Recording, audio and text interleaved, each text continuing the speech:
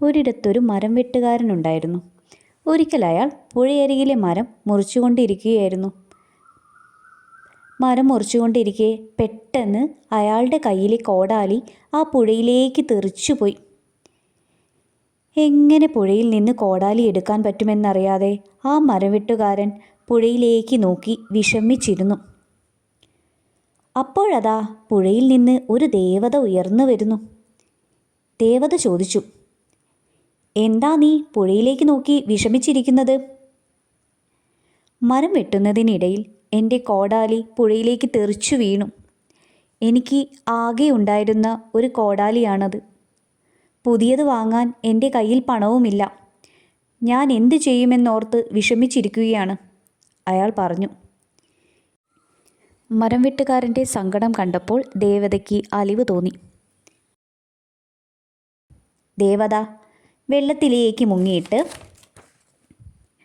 ഒരു സ്വർണ്ണ കോടാലിയുമായി തിരിച്ച് പൊങ്ങി വന്നു. എന്നിട്ട് മരം വെട്ടുകാരനോട് ചോദിച്ചു, "ഇതല്ലേ നിന്റെ കോടാലി?" "അല്ല, ഇതല്ല. ഇത് സ്വർണ്ണ കോടാലിയല്ലേ, ഇത് എൻ്റേതല്ല," മരം വെട്ടുകാരൻ പറഞ്ഞു. വീണ്ടും മുങ്ങിയ ദേവത ഒരു വെള്ളിക്കോടാലിയുമായിട്ടാണ് പിന്നീട് പൊങ്ങി വന്നത്. എന്നിട്ട് മരം വെട്ടുകാരനോട് ചോദിച്ചു, "ഇതാണോ നിന്റെ കോടാലി?" "അല്ല, ഇതുമല്ല," അയാൾ പറഞ്ഞു. വീണ്ടും വെള്ളത്തിൽ മുങ്ങിയ ദേവത ഇത്തവണ തിരിച്ചു പൊങ്ങി വന്നപ്പോൾ മരം വെട്ടുകാരൻ്റെ ഇരുമ്പ് കോടാലിയും കയ്യിലുണ്ടായിരുന്നു. മരം വെട്ടുകാരൻ്റെ മുഖത്ത് സന്തോഷം നിറഞ്ഞു.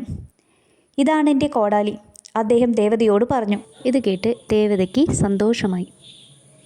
സ്വർണ്ണ കോടാലിയും വെള്ളിക്കോടാലിയും കൊടുത്തിട്ടും അത് തൻ്റേതല്ല എന്ന് സത്യസന്ധമായി പറഞ്ഞ മരം വെട്ടുകാരൻ്റെ പ്രവൃത്തിയിൽ ദേവതയ്ക്ക് അതിയായ സന്തോഷം തോന്നി.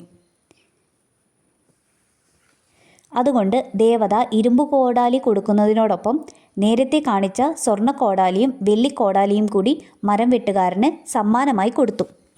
ഈ കഥയിൽ നിന്ന് നമുക്ക് എന്ത് മനസ്സിലാക്കാം? എപ്പോഴും സത്യസന്ധതയ്ക്ക് കിട്ടുന്ന പ്രതിഫലം ഉയർന്നതായിരിക്കും.